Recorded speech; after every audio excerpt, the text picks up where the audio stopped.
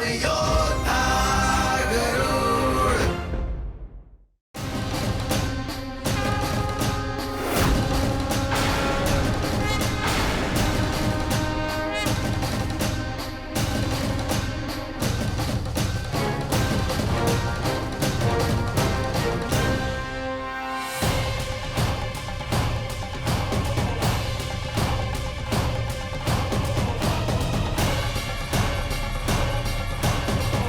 पुनः छल हुआ हमारे साथ। इसका अर्थ देवी मोहिनी विष्णु है।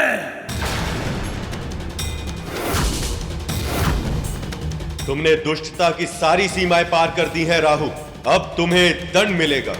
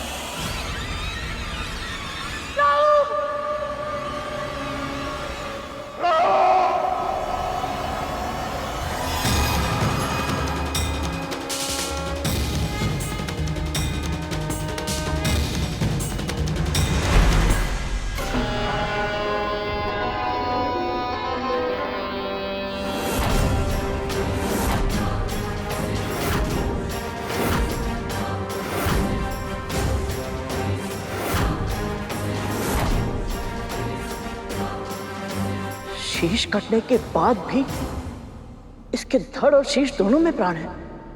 माँ, ये कैसे संभव है?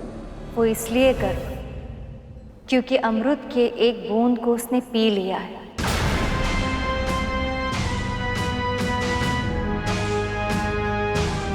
अब इसकी मृत्यु कभी नहीं होगी, पर स्वयं प्रभु के सुदर्शन चक्र ने इसे 2 भागों में विभाजित किया है।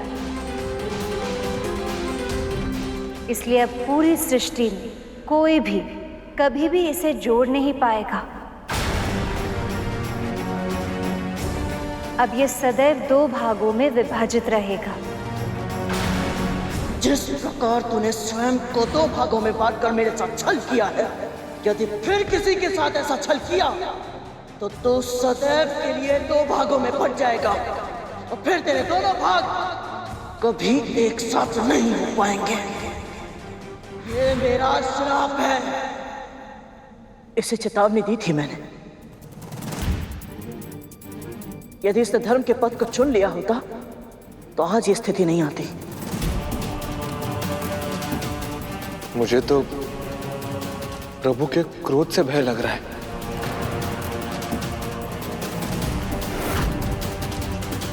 छल, फिर से छल किया है तूने विष्णु मेरे साथ।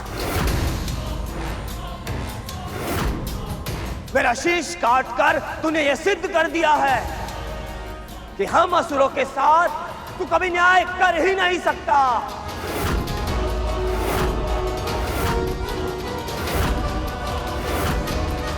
मूर्ख, कोई छल नहीं किया है मैंने, वही किया है जो तुम असुर सदैव करते आए। उत्तर दो, देवताओं को कैसे पराजित किया था तुमने? शारीरिक बल से, युद्ध क्षमता से, या फिर छल से? गुरु शुक्राचार्य की तपस्या की शक्ति से, संजीवनी विद्या की सहायता से? क्या वो युद्ध धर्म था? क्या वो किसी योद्धा के लिए आदर्श व्यवहार था? फिर स्वर्ग पर अधिकार पाकर भी तुम्हें संतोष नहीं मिला। पराजित देवताओं को सताने का हर संभव प्रयास करते रहे तुम।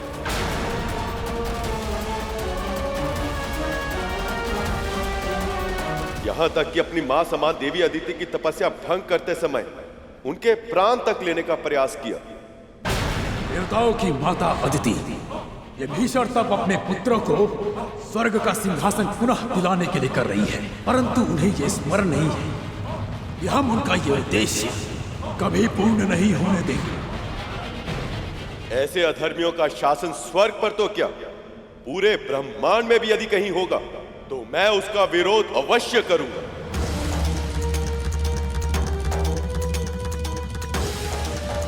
संधि के नियमों के अनुसार देवताओं और असुरों को दोनों को एक साथ मिलकर क्षीर सागर का मंथन करना था, किंतु जब देवता मेरे विवाह में व्यस्त थे तब असुरों ने संधि के नियमों को तोड़कर अमृत को चुराने का षड्यंत्र रचा। इससे पहले कि देवताओं की दृष्टि उस अमृत पर पड़े, हम उसे चुरा लें। रक्षा कीजिए महाराज, रक्षा कीजिए। धनवंतरी के साथ छल करके कलश छीन लिए और अपनी बारी आने की प्रतीक्षा करने के स्थान पर देवताओं के वेश में आकर अमृत को पाना चाहा।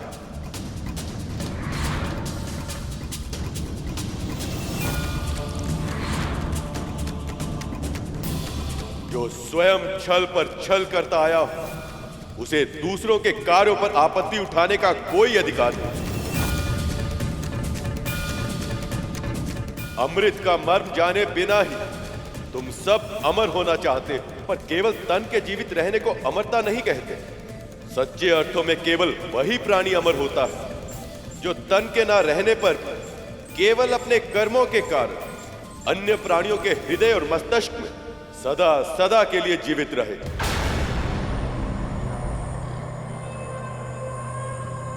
तुम्हें लगता है कि मैं देवताओं का पक्ष लेता हूं, पर जड़ बुद्धि, मैं देवताओं का नहीं, देववत का पक्ष लेता हूं। जानते हो क्या है देवत? धर्म और सत्य के मार्ग पर चलना, मन में दया का व्यवहार रखना, दूसरों के साथ परोपकार करना और अपनी शक्ति सामर्थ्य का उपयोग संसार के कल्याण के लिए करना।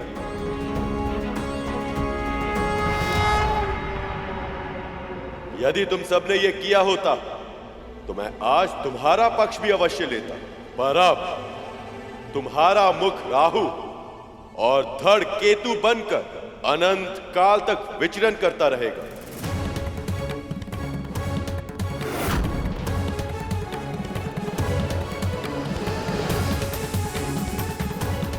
ताकि आने वाले समय में संसार को यह स्मरण रहे कि देववत के बिना अमृत को प्राप्त नहीं किया जा सकता।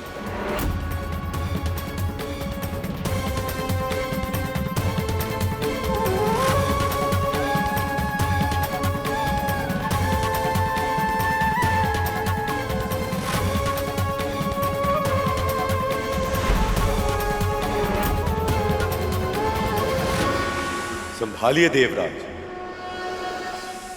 आज से अमृत आपका हुआ।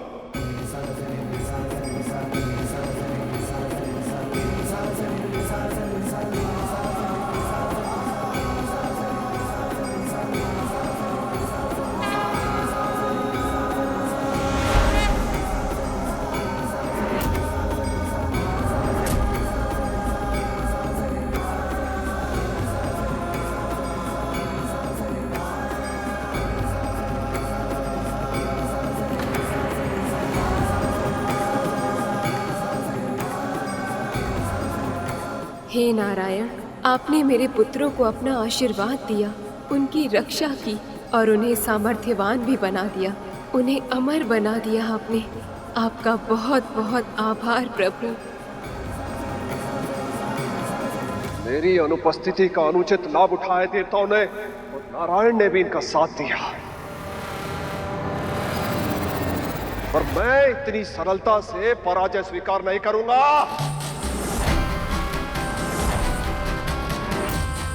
मैं अपना भाग्य बदलने जा रहा हूं मां। अमृत को प्राप्त करके रहूंगा मैं, किसी भी मूल्य पर।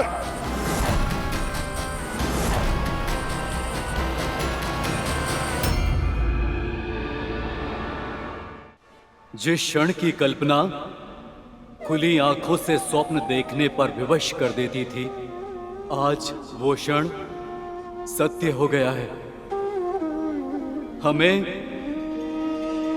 हमें अमृत मिल गया है, और ये सब केवल आपके कारण संभव हुआ है प्रभु।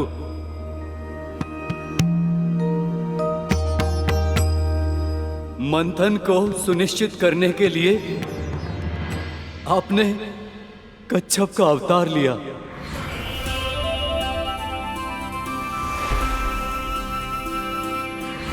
धर्म की रक्षा करने के लिए देवी मोहिनी का अवतार लिया,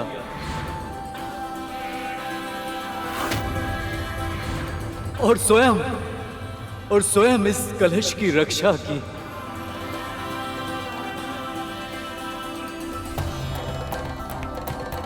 और हमें अमृत का पान कराया।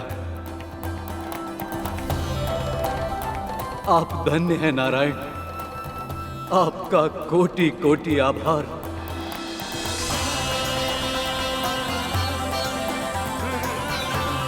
और अब मैं देवराज इंद्र अपने सभी देवताओं की ओर से आपको वचन देता हूं कि हम अपना दायित्व पूरी निष्ठा के साथ निभाएंगे और समाज के कल्याण के लिए अपने जीवन को समर्पित कर देंगे। आप सबसे यही अपेक्षा है, आप अपने निश्चय में सफल रहें। आपका कल्याण हो।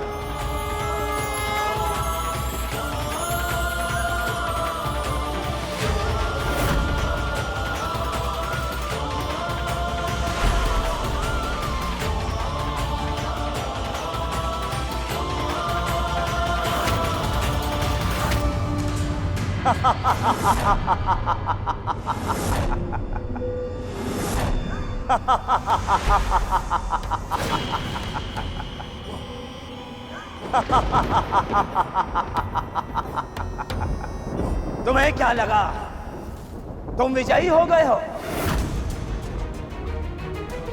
पर ये तो बस एक झड़प थी। देवासुर संग्राम तो अभी शेष है और निरंतर चलता रहेगा अनंत काल तक, क्योंकि अब केवल तुम ही नहीं, मैं भी अमर हूं। अमर!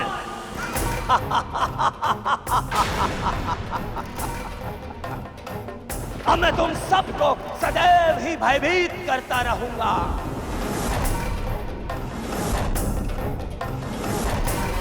सूर्य और चंद्र ने मेरा भेद खोला था ना, अब मैं उन दोनों के चारों ओर चक्कर लगाता रहूंगा, और जैसे ही मुझे अवसर मिलेगा मैं उन्हें निगल जाऊंगा।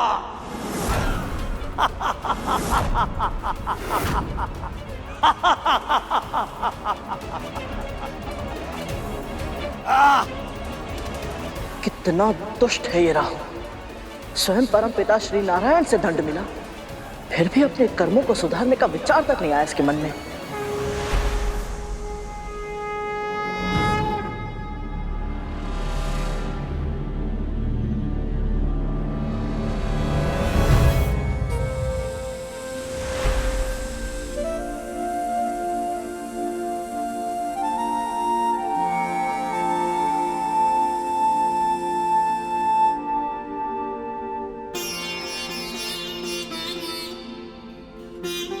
जिसके मन में अपने कर्मों को सुधारने का विचार आ जाए, वो असुर कैसे हो सकता है कभी?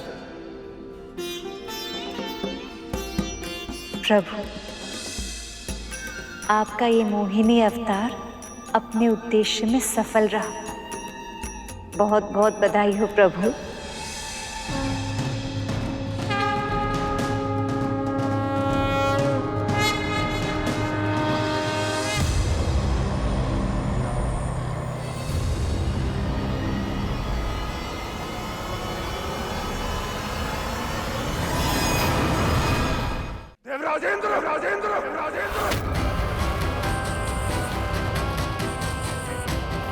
मेरी अनुपस्थिति में अमृत को पाकर स्वयं को चतुर समझ रहे हो?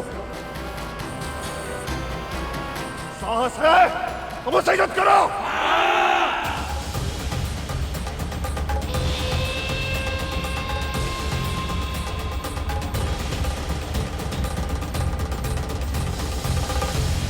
आपने इन असुरों को कितने अवसर दिए, कितनी बार समझाया, कितनी बार इनके अपराधों को क्षमा किया, परंतु ये असुर ये समझना ही नहीं चाहते कि अमृत के योग्य ही नहीं। और आपके निर्णय के बाद भी अमृत छीनने के लिए इन्होंने देवताओं पर आक्रमण किया। प्रभु मुझे आज्ञा दीजिए, मैं इस युद्ध में भाग लेकर अमृत की रक्षा करना चाहता हूं, और आपके निर्णय के अपमान का परिणाम इन असुरों को भोगना ही होगा। आज्ञा दीजिए प्रभु। अमृत की एक भी बूंद ऐसे किसी भी प्राणी को नहीं मिलनी चाहिए जो इसके योग्य ना हो। जाओ कर, धर्म युद्ध तुम्हें पुकार रहा।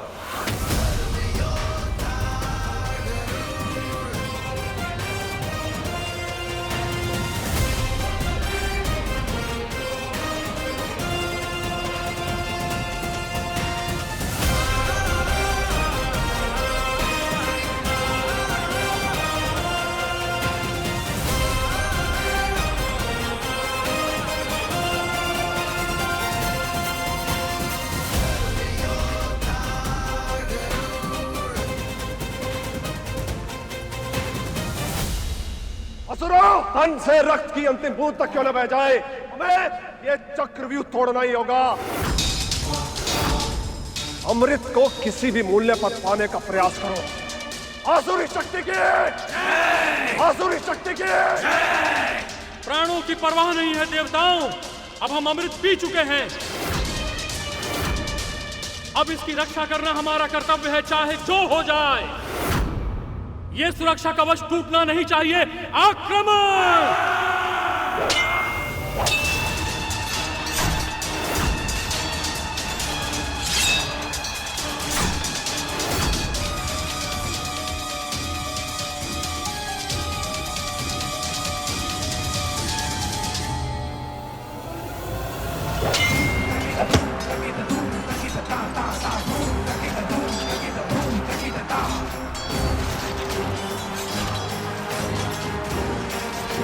राहु को मिले दंड को देखकर असुर अपनी प्रवृत्ति के कारण अपना ही नाश करने पर तुले हैं।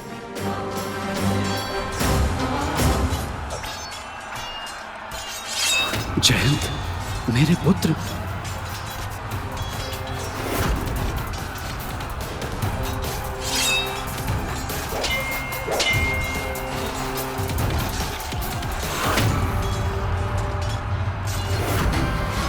अपने पुत्र को कोई हानि नहीं पहुंचने दूंगा मैं।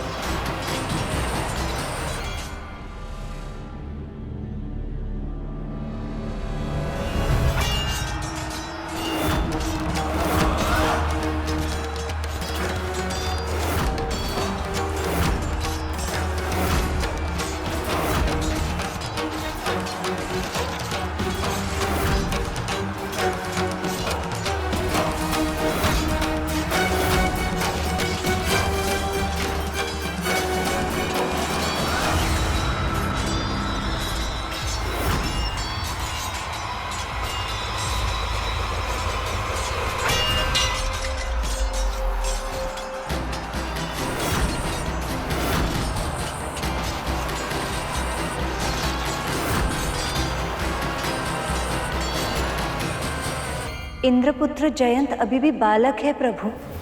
एक बालक पर वार करके बलि ने युद्ध के नियमों का उल्लंघन किया है। प्रभु, अब देवराज इंद्र क्या करेंगे? अपने पुत्र की रक्षा या अमृत की?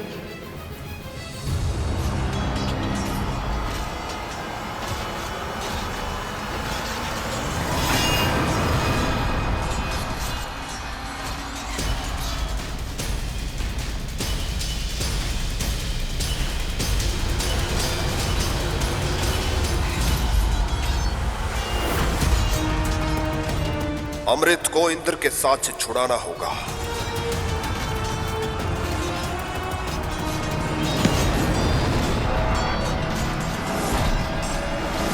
यदि अमृत गिर गया तो अनर्थ हो जाएगा।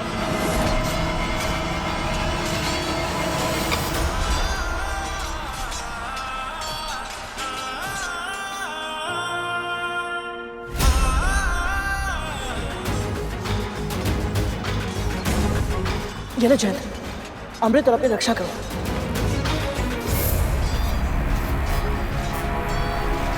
अमृत कलश अपने हाथों में लेने के बाद भी गरुड़ के मन में इसे पीने का विचार नहीं आया।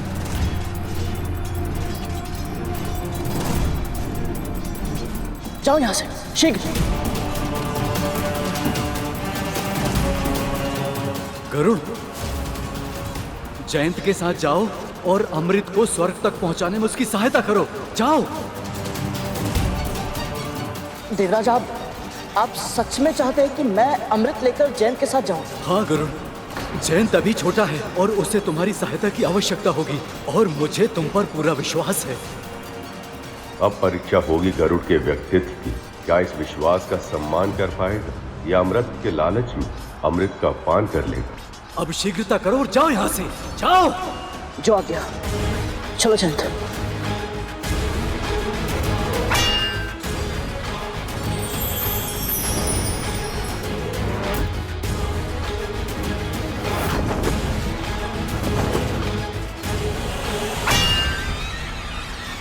पीछा करो।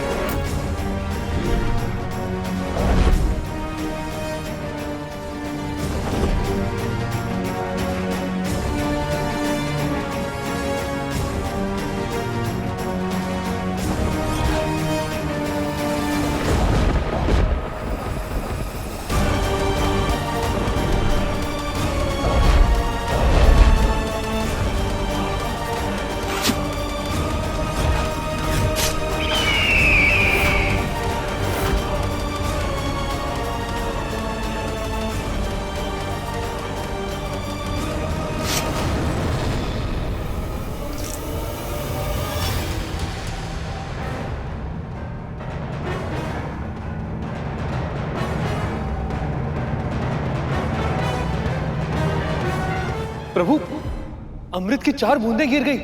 ये भी विधाता की योजना का भाग है शेष। भारत खंड के 4 नगर हरिद्वार, प्रयाग, उज्जैन और नासिक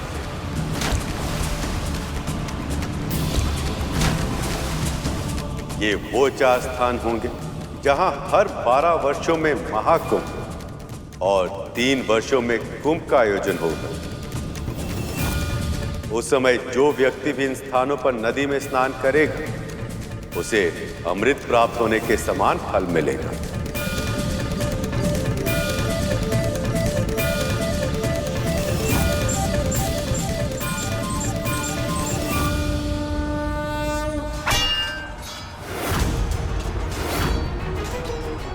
बस बहुत हो चुका। अब इस युद्ध को समाप्त करना ही होगा। वज्र का प्रयोग अब करना ही होगा मुझे।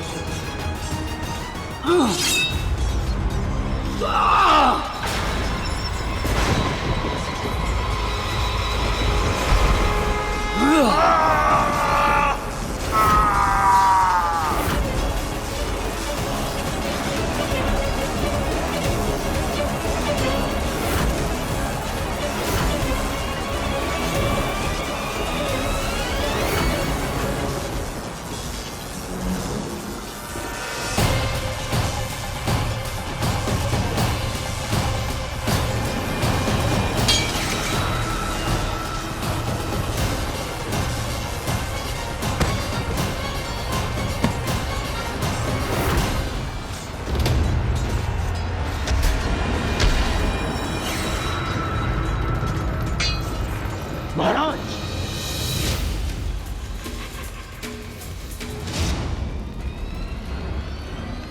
महाराज बलि अचित हो गए हैं। विजय श्री हमारी हुई। देवराज इंद्र की, देवराज इंद्र की, देवराज इंद्र की, देवराज इंद्र की।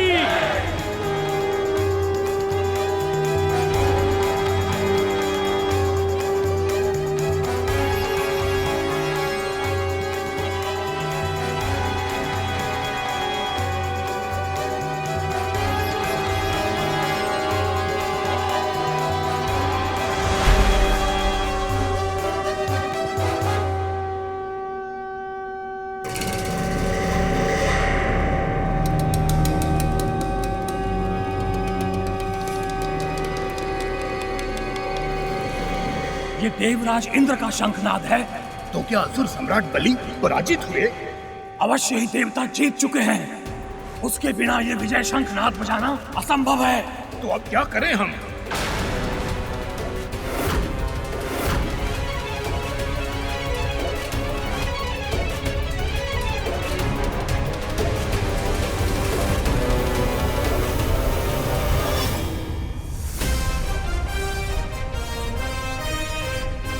ये तो वही पक्षी है जिसने सेनापति वज्रांग की पूरी सेना को हरा दिया था और मंदराचल पर्वत को अकेले ही उठा लिया था। हे महादेव, हम इनका सामना कुछ असुरों के साथ कैसे कर पाएंगे? भागो, अपने प्राण बचाओ।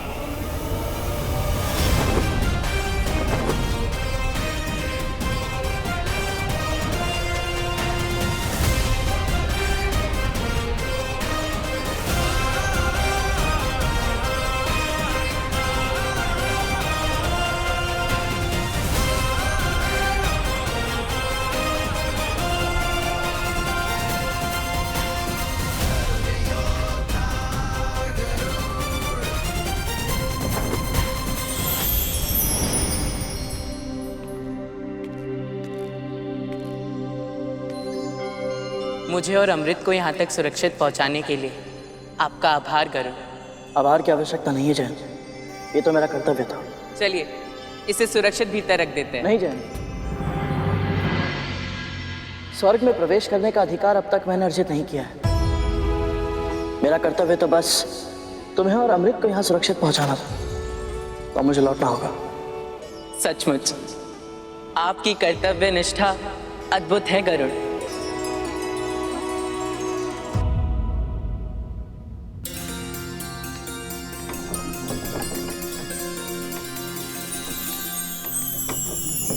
प्रभु विष्णु की कृपा से स्वर्ग पर देवताओं का आधिपत्य पुनः स्थापित हो गया।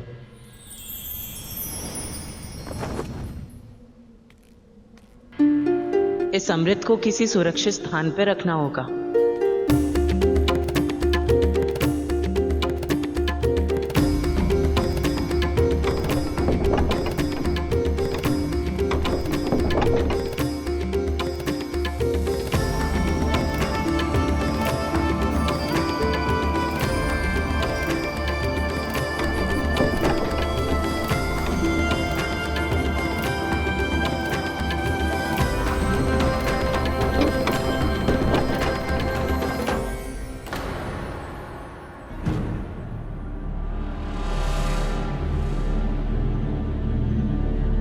मैं देवराज इंद्र का पुत्र जयंत हूँ।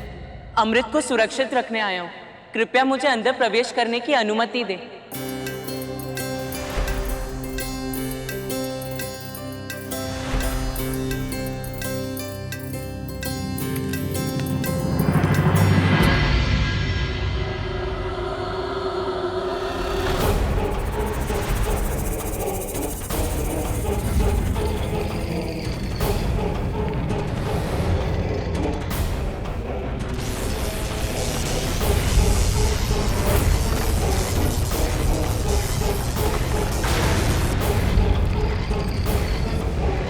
ये दोनों सर्प की प्रतिमा पिताजी के भूलोक पर रहते सर्प भाइयों की तो नहीं हो सकती।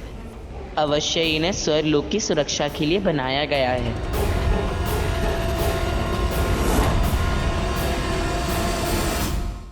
हे अंत्य सर्पों, मैं देवराज इंद्र का पुत्र जयंत हूँ। अमृत को यहाँ रखने आया हूँ। अब इसकी सुरक्षा का दायित्व आपका है।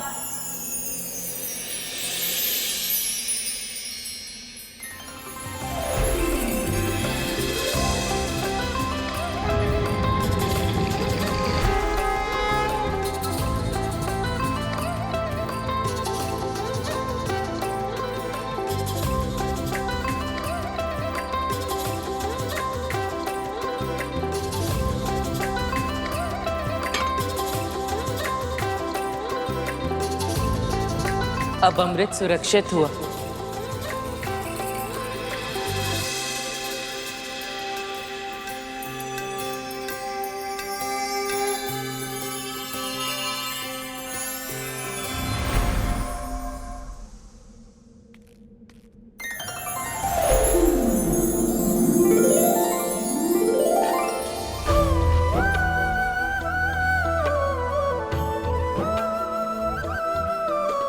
आपका कोटि कोटि आभार प्रभु।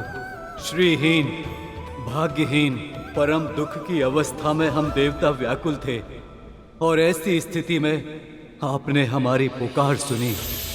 हम पे कृपा करके क्षीर सागर के मंथन जैसे असंभव कार्य को संपन्न किया। हम तो बस माध्यम थे प्रभु। ये विजय, ये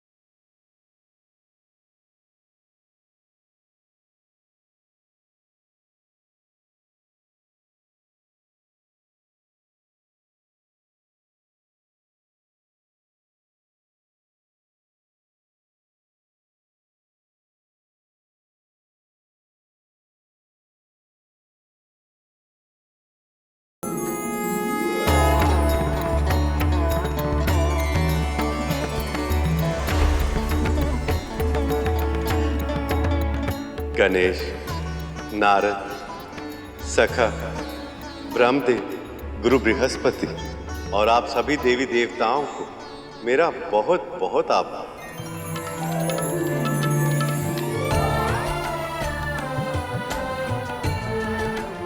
आप सबकी सहायता से समुद्र मंथन सफल हो पाया। आप सबकी सम्मिलित शक्ति ने वो कर दिखाया है जो कुछ समय पहले कल्पना से भी परे था।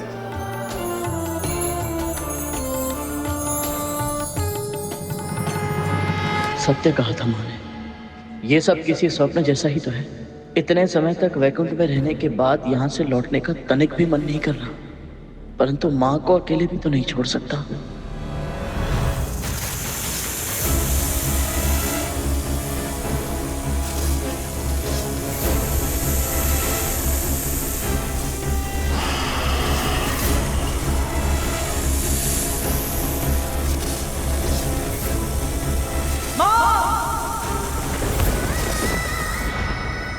वहां माँ को कितना कुछ सहना पड़ता है, कितना श्रम करना पड़ता है। और इस मंथन में मंदराचल का योगदान कोई चाहे भी तो भूल नहीं सकता। अब आप अपने मूल स्थान पर लौट जाएं।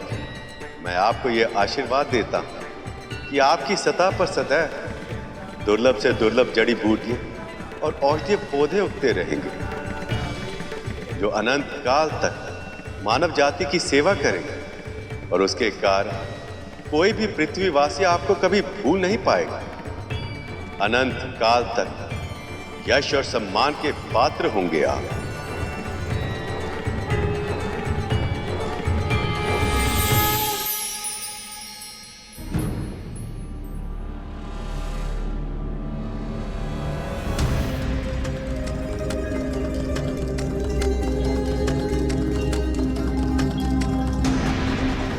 अब समय आ गया है सखा, वासुकी को उसके घाव से मुक्ति देकर उसे अपना आशीष प्रदान करें। अवश्य सखा।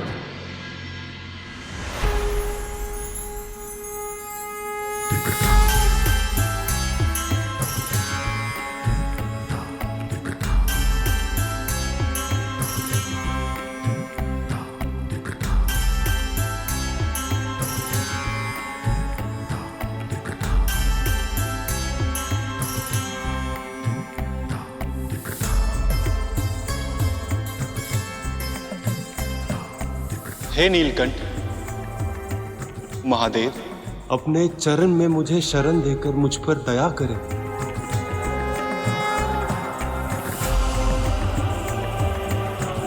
उठो वासुकी, उठो।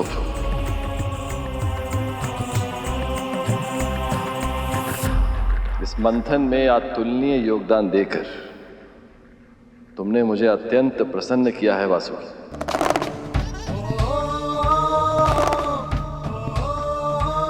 अब से तुम्हारा स्थान मेरे चरणों में नहीं, ऊपर है, बहुत ऊपर। प्रभु,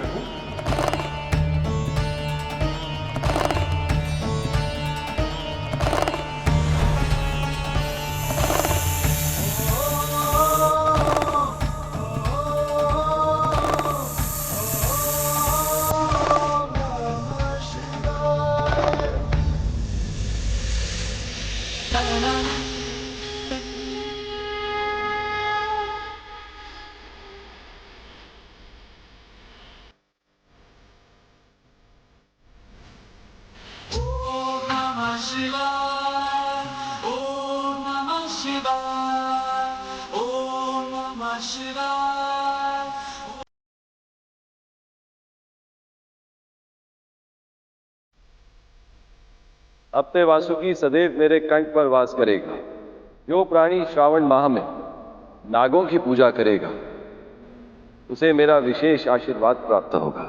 नागेश्वर महादेव शिव की, नागेश्वर महादेव शिव की, नागेश्वर महादेव शिव की जय, नागेश्वर महादेव शिव की जय, नागेश्वर महादेव शिव की जय। मां के आशीर्वाद के बिना संसार का कोई भी कार्य सफलतापूर्वक संपन्न नहीं किया जा सकता। आपकी प्रार्थना की शक्ति ने ही हमारी विजय को संभव बनाया है मां। आपको कोटि कोटि प्रणाम।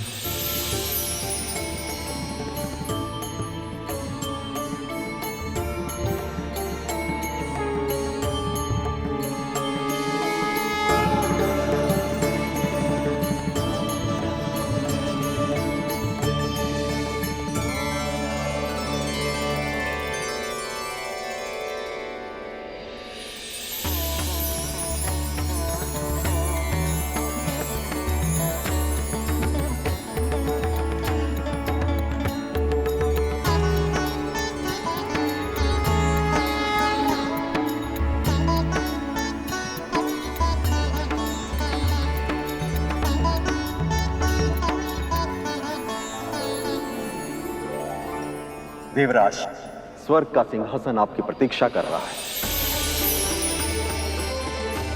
राजकार्य का भार संभालकर संसार को सूचित कीजिए कि असुरों का अत्याचार अब समाप्त हो गया।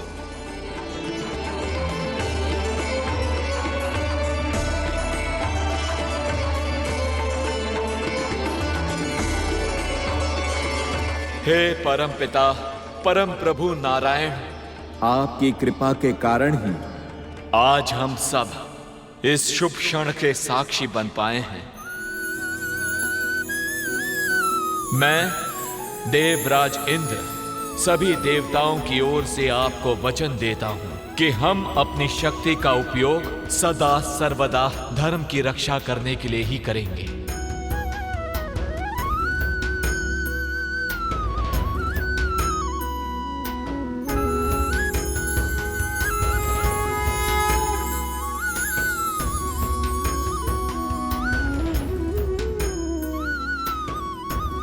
देवराज इंद्र की, देवराज इंद्र की, देवराज इंद्र की, देवराज इंद्र की, देवराज इंद्र की, देवराज इंद्र की, देवराज इंद्र की, देवराज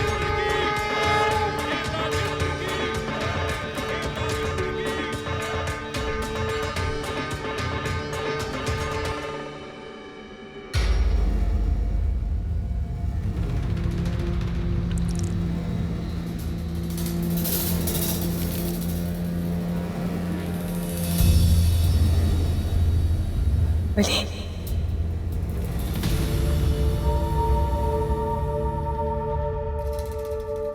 गुरुदेव,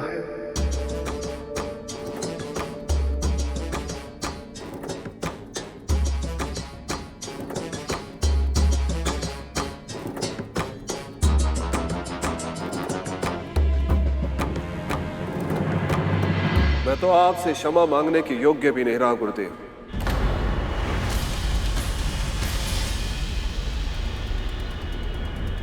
आपने बार बार चेतावनी दी थी मुझे कि मंथन में भाग मत लेना, और मैंने आपके सुझाव नहीं माने। और अब देवताओं की श्री लौट आई, उन्हें उनकी शक्ति वापस मिल गई है, और इस सबसे बढ़कर उन्हें मिल गया है अमृत।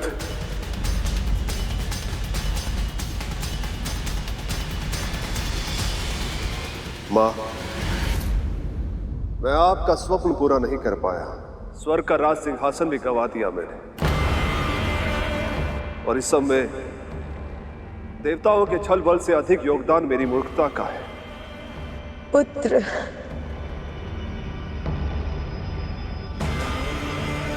मुझे क्षमा कर दीजिए गुरुदेव, क्षमा कर दीजिए मुझे।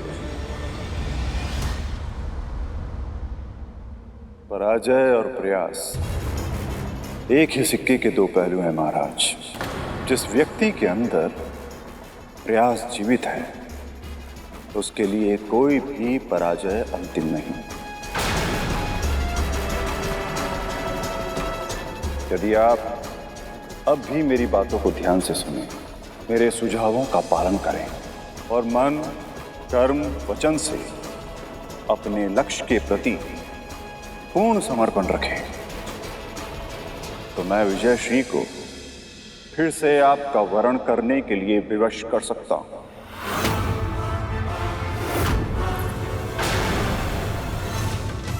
और जो कुछ भी आपने खोया है, वो सब कुछ और उसके अतिरिक्त बहुत कुछ आप प्राप्त कर सकते हैं।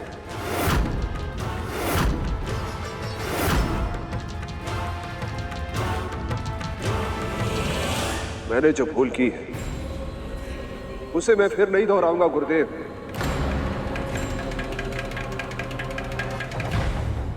आपके हर सुझाव का आदेश की तरह पालन करूंगा। आपके दिखाए मार्ग पर चलूंगा मैं।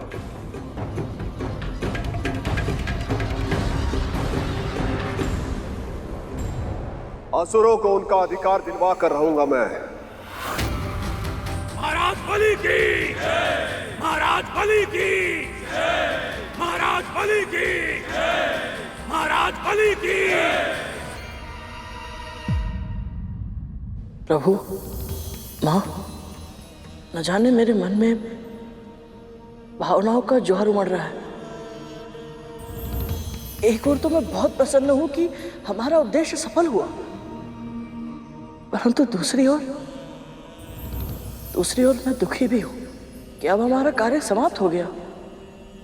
प्रभु मां सदैव कहती थी कि जिसका मन एक बार प्रभु विष्णु की भक्ति में रम जाए फिर और कहीं नहीं लगता। मां के इस कथन का अर्थ आज से पहले मैं कभी समझ नहीं पाया था प्रभु, परंतु अब वैकुंठ में रहते हुए यथासंभव आपकी सेवा करते हुए जिस आनंद का अनुभव मैंने किया है उसका वर्णन करना असंभव सा लगता है। एक और तो मुझे यह लगता है कि मैं अपने प्रभु को छोड़कर कहीं कभी ना जाऊं, परंतु तुरंत मेरा मन यह भी कहता है कि मैं अपनी मां को भी अकेले नहीं छोड़ सकता।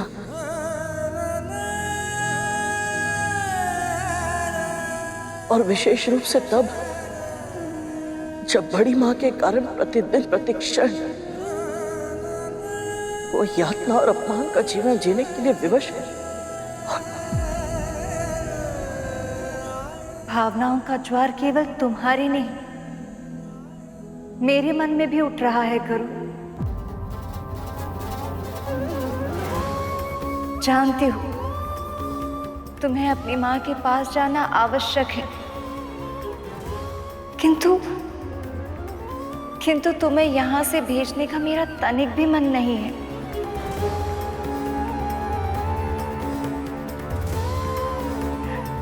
आशा की किरण की तरह मिले थे तुम मुझे जब मैं स्वामी की प्रतीक्षा में व्याकुल थी।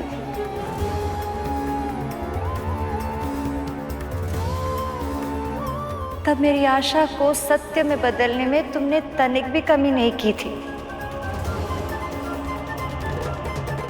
समुद्र मंथन जैसे विराट कार्य को सफल बनाने में तुम्हारा अद्भुत योगदान है करुण।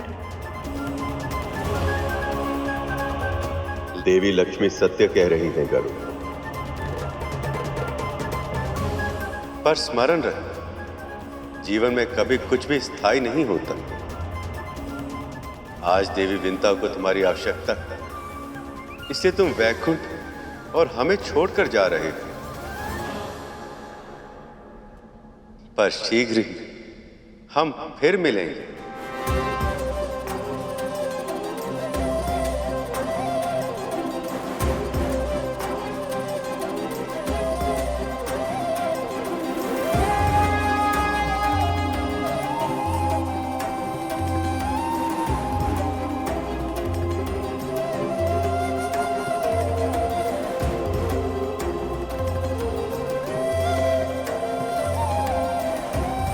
मां को मेरा प्रणाम कहना।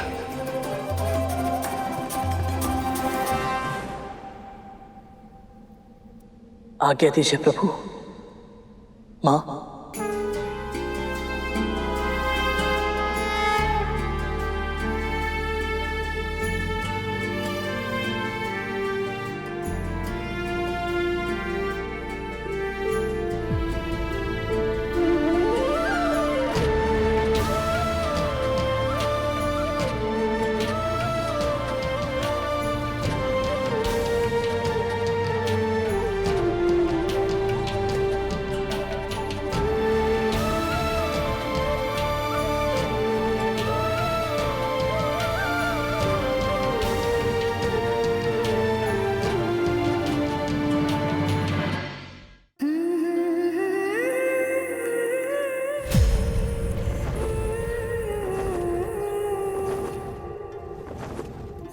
करुण,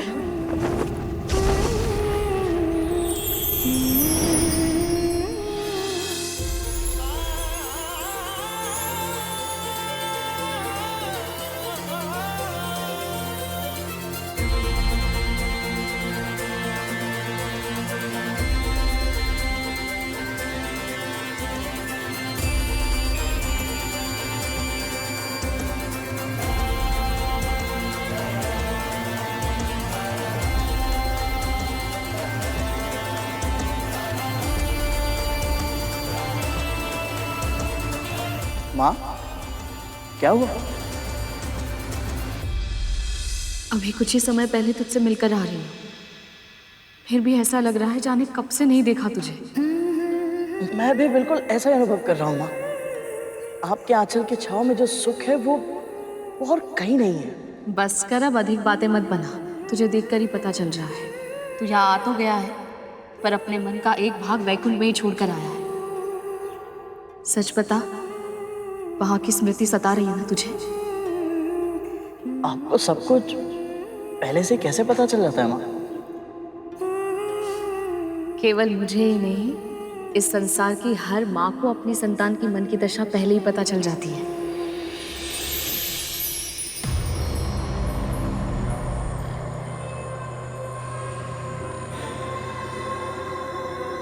आ गया तू?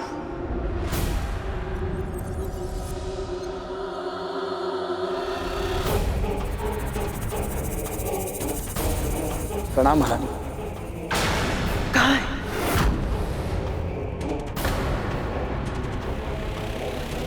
तू रिक्त हाथों से क्यों आया है? मेरे भाग का अमृत क्यों नहीं लाया तू?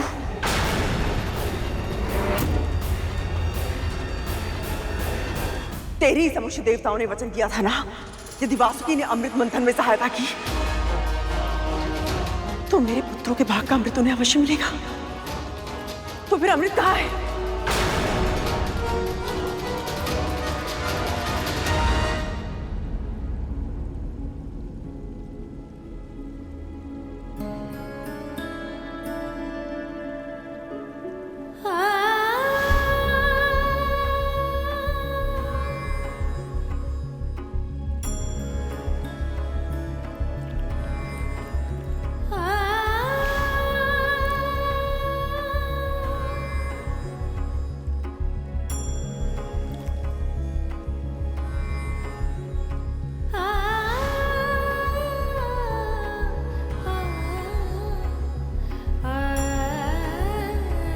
आप कमल का फूल खिला रही और आपके मुख पर मुरझाए हुए फूलों से उदासी, ऐसा क्यों देवी? पुत्र के मुख पर दुखों की छाया देखकर मां प्रसन्न कैसे रह सकती है? आप गरुड़ के लिए चिंतित हैं ना देवी? प्रभु, आपने अपने हृदय में स्थान देकर मुझे सब कुछ दिया है, पर यदि मैं आपसे कोई उपहार मांगू तो? आपको प्रसन्न करने के लिए मुझे जो भी करना हो मैं वो अवश्य करूंगा देवी।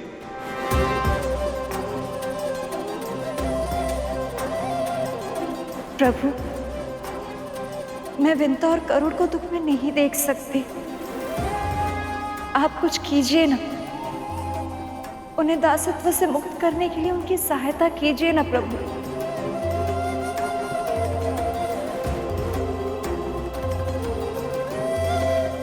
प्रभु, आप मुस्कुरा क्यों रहे हैं? मौन क्यों है? अमृत कहाँ है? महारानी, मैं चाहता तो भी आपके लिए अमृत नहीं ला सकता था, और अमृत आपको नहीं मिल सकता। फिर कहने का अर्थ क्या है दास? अमृत किसे मिलेगा किसे नहीं, इसका निर्णय केवल और केवल प्रभु विष्णु ही कर सकते हैं। और प्रभु का निर्णय यह है महारानी कि अब से अमृत पर देवताओं का ही अधिकार होगा।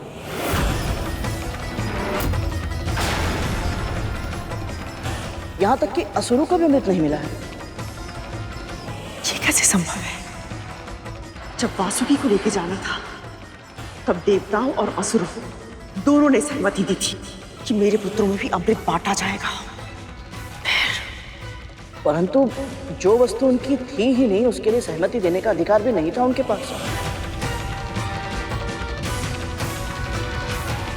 उन्होंने आपको ऐसा वचन दिया था जो वो कभी पूरा नहीं कर सकते थे। यह निर्णय केवल और केवल श्री नारायण का ही है। पता है, जब राहु ने छल से देवताओं की पंक्तियों में बैठकर अमृत का पान किया तो प्रभु ने अपने सुदर्शन चक्र से उसका शीश धड़ से अलग कर दिया था। अमृत ग्रहण करने के बाद भी उसका जीवन मृत्यु से भी बुरा है। महारानी, मेरा सुझाव तो यही है कि आपको अमृत को भूलकर प्रभु के निर्णय को स्वीकार कर लेना चाहिए।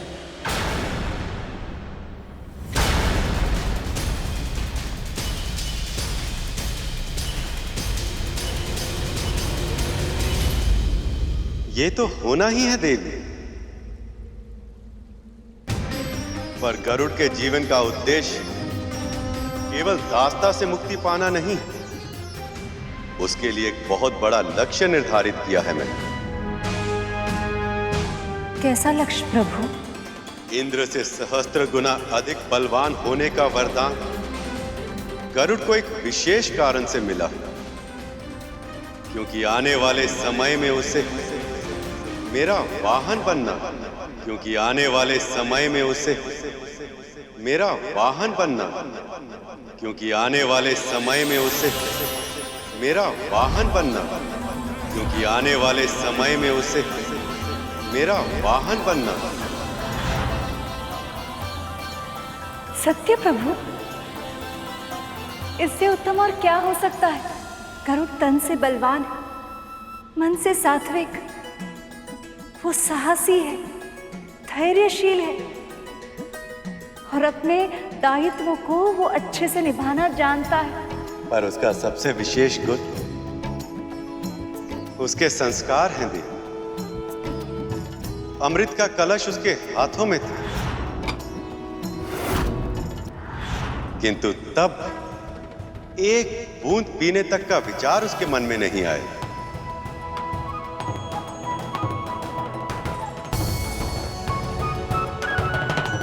प्रभु, हम किसकी प्रतीक्षा कर रहे हैं? चलिए ना, हम उन दोनों को ये सूचना दे देते हैं। गरुड़ और विंता ये बातें सुनकर कितनी प्रसन्न होंगी। ये इतना सरल नहीं है देवी। आप तो जानती हैं, मैं इस सृष्टि का पालनहार, ये संपूर्ण सृष्टि मेरे उदर में वास करती है, और ऐसे में अपनी पीठ पर मेरे भार का वहन करने के केवल शारीरिक शक्ति की ही नहीं, अपितु मानसिक और आध्यात्मिक शक्ति भी चाहिए। उसके लिए गरुड़ को सबसे पहले अपनी कुंडलिनी को जागृत करना होगा और अनेक परीक्षाओं में सफल होना होगा, और उसमें से पहली परीक्षा अमृत के प्रकट होने से ही आरंभ हो गई। बस गरुड़ को उसका आभास नहीं। गरुड़ की नियति है मेरा वाहन बनना, किंतु वो समय कब आएगा, इसका निर्णय ये परीक्षा तय करेगी।